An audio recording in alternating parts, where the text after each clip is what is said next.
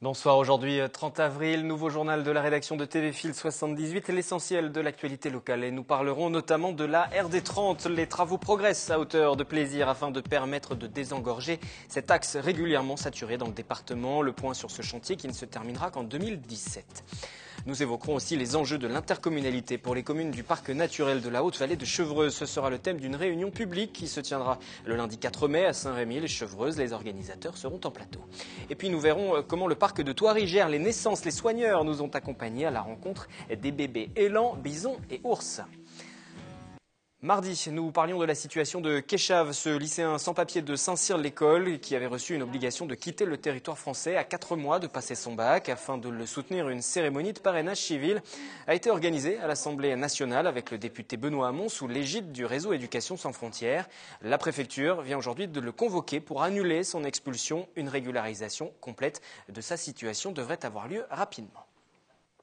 Ces images, à présent, des salariés de Nexter Systems sur le site de Satori près de Versailles. Des salariés mobilisés ici comme sur les autres sites en France du groupe industriel de l'armement afin de dénoncer les propositions salariales de la direction. Un courrier a été officiellement déposé aux dirigeants précisant le refus par l'intersyndicale CGT, CFDT, CFE-CGC des augmentations individuelles à hauteur de 0,4% de la masse salariale.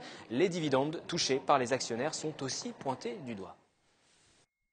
Il y a eu 3 réunions de négociation annuelles obligatoires, comme la loi l'impose. On n'y parle pas que salaire, on parle des jours de fermeture de l'entreprise, on parle de plein de choses, et on parle salaire. Et à la 3e réunion de négociation, la direction a enfin proposé une enveloppe salariale, donc à hauteur de 0,4%, en nous disant que cette proposition n'était pas négociable.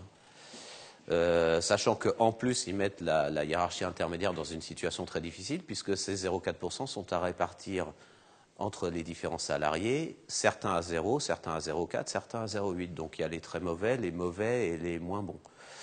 Mais c'est de toute façon pas acceptable, c'est un manque de respect total de la direction. Ils sont dans le déni du dialogue social pour l'instant. La direction que nous avons contactée et qui ne souhaite pas faire de communication pour l'instant. Transport à présent et les travaux de la route départementale 30 qui se poursuivent à hauteur de Plaisir. Un axe particulièrement saturé et qui ne convient plus aux besoins actuels en matière de circulation avec l'arrivée à proximité de nombreux centres commerciaux. Le point sur le début de ce chantier qui va durer près de 2 ans avec Catherine Zulato sur des images de Mathilde Capberne. En fait, cette route-là, elle sera rétablie toute droite. Là. Oui. Parce que là, elle a été déviée provisoirement. Ok. Elle sera rétablie là en face, Oui. à droite. Et la RD qui viendra de là-bas passera au même niveau qu'aujourd'hui, Oui. mais 6 mètres plus bas. C'est une première phase importante qui vient de débuter dans le chantier de doublement de la RD30 à Plaisir. À hauteur de la rue Jules Régnier, entre la RN12 et la première descente du CD30, la route sera enfouie et un pont créé pour fluidifier la circulation. Mais pas question de construire un viaduc comme auraient pu s'en inquiéter les riverains. On va rester au niveau auquel nous sommes et on va creuser, on va faire un dénivelé et le CD30, le RD30 passera sous cet ouvrage. Et on peut estimer que à l'été prochain, si on se donne rendez-vous dans 1 an, un peu plus d'1 an, cette phase de travaux sera achevée. Cette première phase de travaux devrait s'achever à l'été 2016. La deuxième phase concerne le rond-point du Petit Saint-Cloud. Là encore, la RD30 en direction de Poissy sera enterrée. Nous avons enlevé la butte qui était au centre du giratoire et nous allons réaliser le futur giratoire à l'intérieur de l'anneau actuel, donc pour ne pas bloquer la circulation. Et les dimensions du giratoire actuel étaient un peu surdimensionnées, donc ça nous permet de réaliser cet ouvrage sans gêner la circulation. Et nous allons ensuite décaisser la RD30 pour qu'une partie passe sous l'anneau du giratoire pour aller en direction de Poissy sans devoir passer par l'anneau du giratoire. Il en sera alors terminé les travaux de doublement de la RD30, une livraison prévue à l'été 2017 si le chantier continue de suivre son cours, un chantier à hauteur de 80 millions d'euros. Chaque jour, 30 000 véhicules empruntent cet axe stratégique qui relie la RN12 au cœur de la ville de Plaisir, mais dessert également les centres commerciaux et permet la liaison vers Poissy. Invité du journal ce soir, l'Union des Amis du Parc de la Haute-Vallée de Chevreuse. Bonsoir Catherine Giobellina, vous en êtes la présidente, et bonsoir à Claude Carsac, vous en êtes le vice-président. Votre actualité, c'est cette réunion publique sur l'intercommunalité à l'espace Jean Racine à Saint-Rémy-les-Chevreuses, lundi 4 mai à 20h30. Vous allez vous pencher sur les enjeux pour les communes du parc de cette réforme territoriale à venir. Tout d'abord, pourquoi une telle démarche dans les grandes lignes? Est-ce que c'est pour exprimer une inquiétude? Est-ce que vous êtes inquiet? Oui, un petit peu. Le rôle de l'Union des Amis du Parc, c'est quand même de veiller à l'intégrité du parc naturel de la Haute-Vallée de Chevreuse. Donc effectivement, cette réforme territoriale pose un certain nombre de questions. Et c'est la raison pour laquelle on organise un débat pour que toutes les questions soient posées, soient mises sur la table. Alors il y aura des élus qui seront présents et puis le public pourra venir poser les différentes questions. On va tout d'abord par rapport à ce cadre législatif. On va reposer ce cadre législatif. 1er janvier 2016, les établissements publics de coopération intercommunale, comme les agglomérations par exemple, comme à Saint-Quentin-en-Yvelines, on en a déjà parlé sur cette antenne, devront être composés d'au moins 200 000 habitants. Tout ça afin de permettre notamment une mutualisation des moyens. Concrètement, sur votre bassin, celui de la Haute-Vallée de Chevreuse, ça va donner quoi en termes de redécoupage aujourd'hui? Alors, en principe, dans le schéma régional du préfet, la Haute-Vallée de Chevreuse et l'ensemble du territoire du parc n'étaient pas directement touchés par le schéma. Ce qui se passe, c'est qu'en demandant à toutes les communes de toute l'Île-de-France de délibérer, le préfet a un peu ouvert la boîte de Pandore. Et donc on a vu un certain nombre de communes, et notamment à partir de l'été 2014, de maires qui ont fait des démarches auprès de la région pour que leur commune soit rattachée à la communauté d'agglomération du plateau de Saclay ou de la communauté d'agglomération de Saint-Quentin-en-Yvelines. Donc il n'y a pas eu d'unité aujourd'hui, il y a une division, chaque commune regarde un peu ce qui serait le plus intéressant pour ses finances, par exemple. Oui, bien sûr, il y a effectivement un grand débat avec est-ce qu'on veut rester donc avec une urbanisation relativement modérée, proche des valeurs du parc naturel de la Haute-Vallée de Chevreuse, ou est-ce qu'on veut rejoindre le Grand Paris d'une certaine façon, et effectivement, qui changerait considérablement donc la philosophie du coin, bien sûr. Et donc on a vu récemment donc qu'il y avait un certain nombre d'événements, j'oserais dire de manœuvres de certains pour voir un peu comment se placer. Et on a été sensible au fait que tout ça se passait un peu derrière les citoyens et qu'il y avait un manque d'information. Énormément de gens ont des questions qui sont des questions basiques sur leur vivre ensemble. Beaucoup de citoyens sont très attachés à leur maire, connaissent leur maire et ne se rendent pas forcément compte qu'aujourd'hui les choses se placent à une échelle un peu différente et que les intercommunalités justement sont celles qui vont dessiner leur cadre de vie pour les années qui viennent. On va avoir de plus en plus de poids, effectivement, même peut-être au-delà des départements, puisqu'on le sait, les départements sont plus ou moins à terme condamnés, on verra bien dans les prochaines années. Tout ça est encore en discussion, il y a toute une réflexion globale qui est menée actuellement par le gouvernement. Donc 4 mai, c'est la date qui est choisie pour cette réunion publique, pour informer la population. C'est pas forcément de les rassurer, c'est de leur apporter des réponses. Et vous avez plusieurs intervenants qui seront présents. Vous avez réussi à faire venir, même s'ils sont en opposition quelquefois? Alors on a réussi effectivement à mettre autour de la table les différents protagonistes. Vous savez que depuis quelques mois, il y a eu pas mal de controverses, de démarches d'élus pour ressortir, rentrer, quitter leur communauté, intégrer une autre communauté. Donc, et tout ça, ça a créé effectivement un certain nombre de controverses qu'on a vues dans la presse.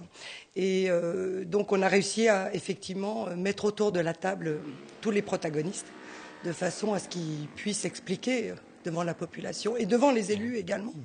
Les députés, notamment, on ne va pas citer toute la liste. Mais on ne va peut-être pas citer toute la liste, mais effectivement, M. Jean-Frédéric Poisson, député des Yvelines, sera présent, président aussi de la communauté d'agglomération Rambouillet Territoire. Il y aura donc M. Yves Andeval, président du parc, et un certain nombre de gens de la communauté de communes de la Haute-Vallée de Chevreuse, président et vice-présidente, qui ont des visions un petit peu différentes des choses.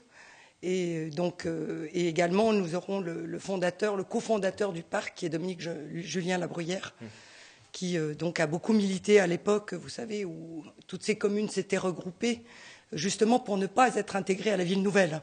Donc, quelque part, on est en train de revivre un petit peu un scénario un peu identique. Et le public, donc, qui pourra bien évidemment interpeller, poser des questions tout au long de cette réunion. Vous parlez des questions qui se posent. Concrètement, ces questions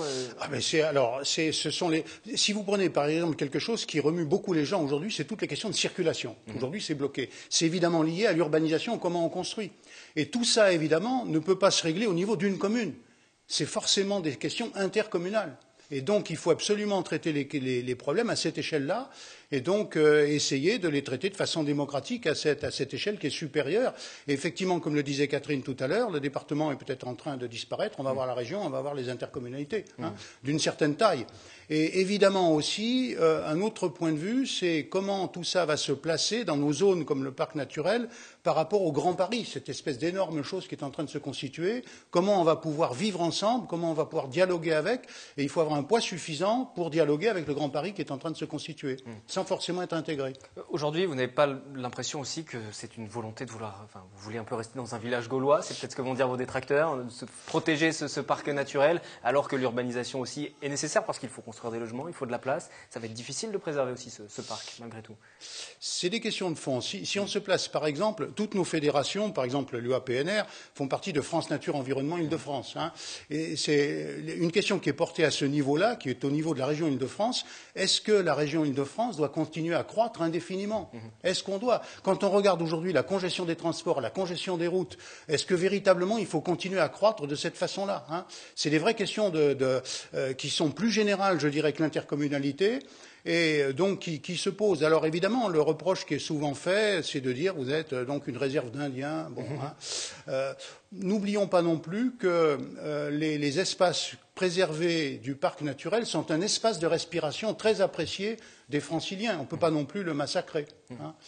On peut parler de votre collectif, juste faire une parenthèse. Le but de ce collectif, qui regroupe plusieurs associations, c'est de défendre ce parc, justement. On ne l'a pas représenté en introduction. Oui, alors c'est de veiller effectivement à ce qui conserve son intégrité, mais également de veiller à ce que la charte du parc, vous savez, qui est un projet de territoire, qui a quand même été élaboré par une cinquantaine de communes qui ont signé quelque chose, eh bien que cette charte continue à vivre et avec les acteurs de ce territoire. On avait compris l'enjeu, c'est l'environnement, notamment de préserver ce poumon vert un petit peu en Île-de-France qui est le parc. Et puis il y a d'autres questions qui se posent aussi, sans doute pour les habitants avec ces changements d'intercommunalité. C'est la question de la fiscalité et c'est un problème forcément d'actualité avec les impôts qui sont augmentés dans chacune des communes. Quasiment toutes les communes sont obligées aujourd'hui avec les baisses de dotation. C'est les questions que les gens pourront poser, se posent également pour le rendez-vous du 4 mai. Tout à fait, ce sont des questions qui se posent. D'ailleurs, aujourd'hui, si un certain nombre de communes essayent de sortir ou de se rapprocher plutôt vers des grosses agglomérations,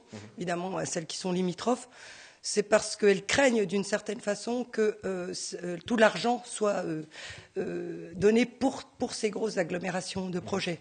Donc la crainte, c'est qu'on leur dit mais vous allez être appauvris, vous allez vous appauvrir, si vous restez tout seul, vous ne pèserez plus rien et vous ne pourrez plus avancer. Donc voilà, donc c'est un petit peu l'épée de Damoclès, parce qu'on sait qu'aujourd'hui le gouvernement pousse à ce qu'il y ait des agglomérations de plus en plus grosses et obligatoirement qu'elles prennent quelques compétences obligatoires et que c'est en fonction de ces compétences qu'elles auront des dotations ou des subventions, etc.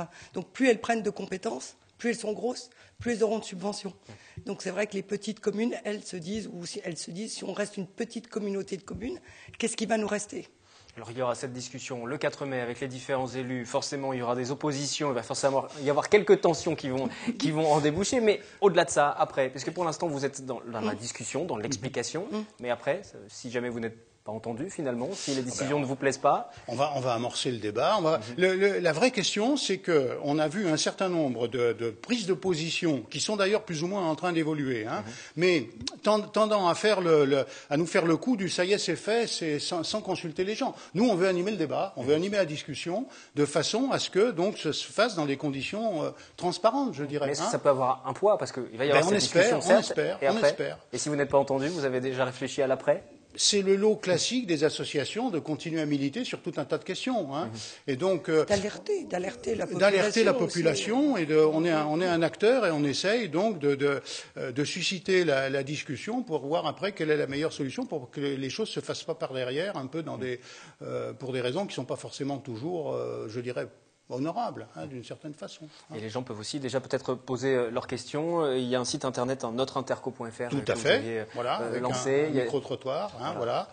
Les gens peuvent d'ores et déjà poser des questions. Est-ce qu'il y aura un compte-rendu qui sera fait aussi pour les gens qui ne peuvent pas se rendre le 4 mai? Bien, on va rebondir, bien sûr. On va rebondir, on va communiquer. C'est comme vous l'avez dit au début de notre émission, là, on a rassemblé des gens d'opinions différentes pour susciter le débat. Et on va voir après où ça va. Hein. C'est vraiment pour que tout le monde parle et qu'on voit quelles quels sont les enjeux et comment on pourrait donc le faire dans le sens de l'intérêt général. C'est la première pierre donc, de votre Tout combat. à fait. Voilà. Nous avons aussi invité le directeur général adjoint de l'Institut d'aménagement et d'urbanisme de l'Île-de-France qui nous fera en premier une présentation un petit peu du contexte et des enjeux. Réunion donc autour de l'Intercourant Vallée de Chevreuse, 4 mai, 20h30, espace Jean Racine à Saint-Rémy-les-Chevreuse. Merci à tous les deux. Merci d'être venus beaucoup. en plateau.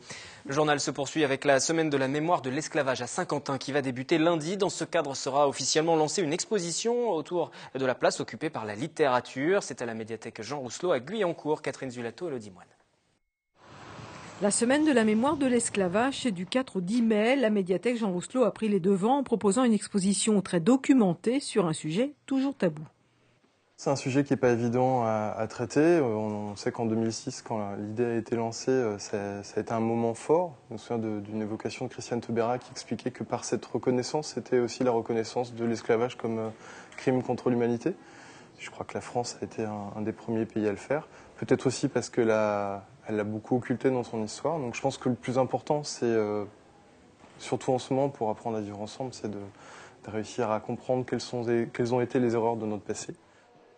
L'exposition a été organisée en partenariat avec Culture et Tradition d'Outre-mer, une association de Guyancourt.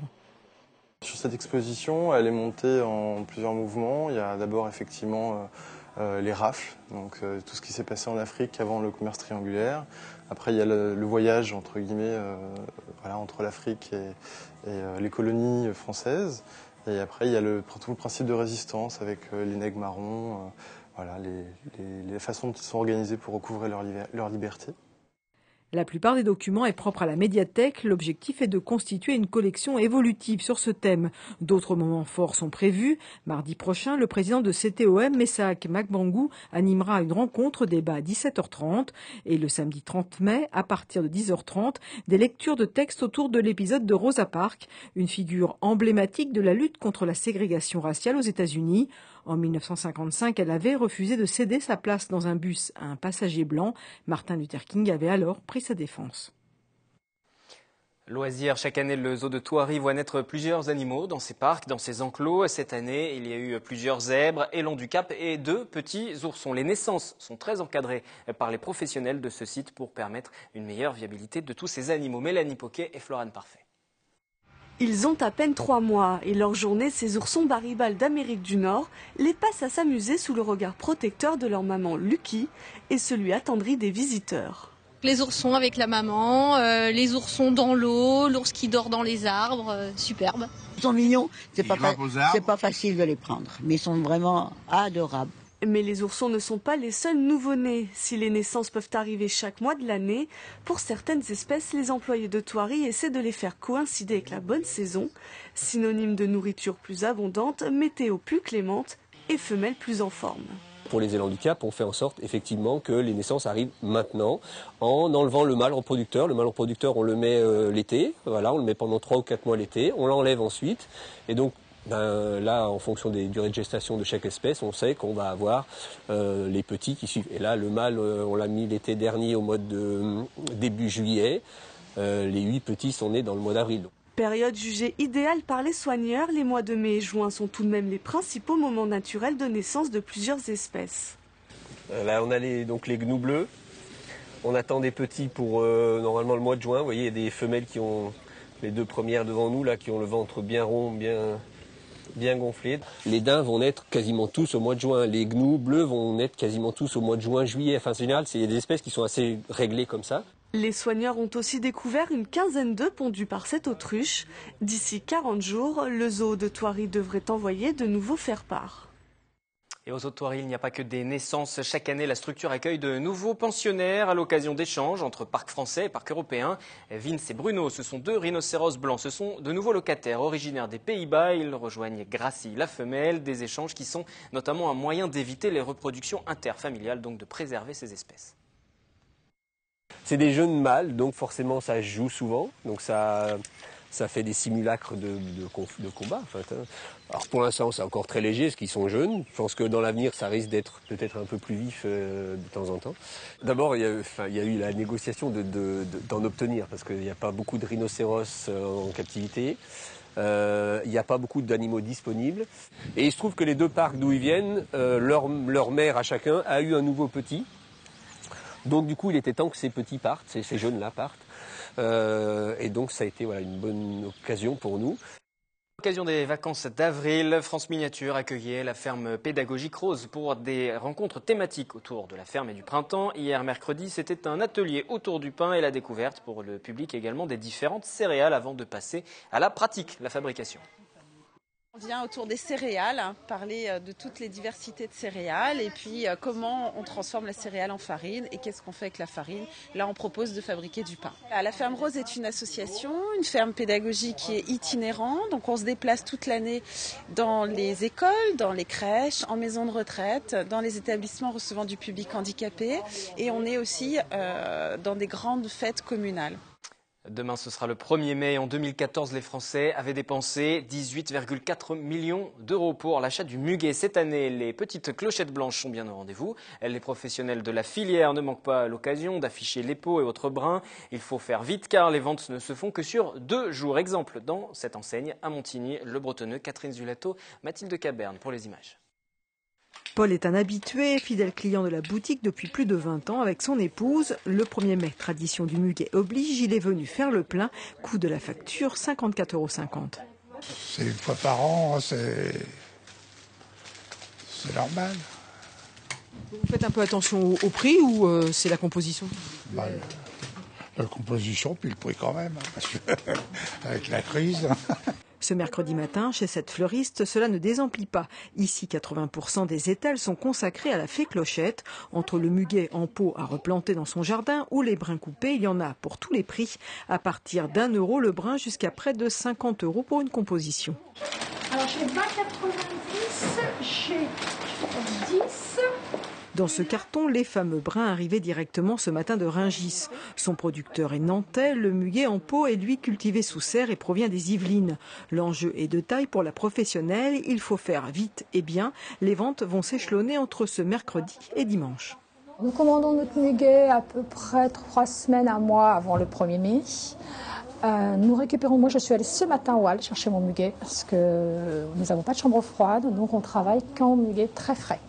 Et on ne sait pas une semaine avant comment sera le muguet en fonction du temps. Donc cette année, beaucoup de chance, on a du très beau muguet. Il ne fait pas beau, mais on a des beaux muguets. C'est un produit pour nous qui est certainement le produit le plus difficile à gérer par rapport aux autres fêtes, parce que là on est vraiment tributaire du temps. Ici, la vente du muguet permet de réaliser 15% du chiffre d'affaires de l'année. C'est toutefois moins que pour la Saint-Valentin ou la fête des mères. Au cours du marché, ce mercredi, la botte de 50 brins de muguet s'achetait entre 10 et 20 € selon la qualité et le lieu de production. L'an passé, en France, en raison d'une qualité moyenne, 2,3 millions de pots ont été vendus alors que les achats de brins étaient en recul de 19%. Et si vous voulez choisir un beau brin de muguet, voici le conseil de la fleuriste. Il faut prendre un muguet qui commence à s'ouvrir et le mettre bien à l'eau et bien sûr au frais, mais cette année il n'y aura pas de problème.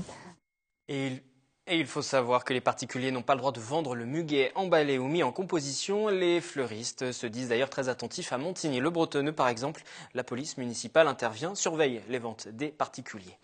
C'est la fin de cette édition. Bon week-end prolongé. Je vous retrouve lundi pour un nouveau point sur l'actualité locale. Tout de suite sur TV Fil. Fil Éco, l'hebdomadaire est dédié à l'économie, préparé, présenté par Florane Parfait.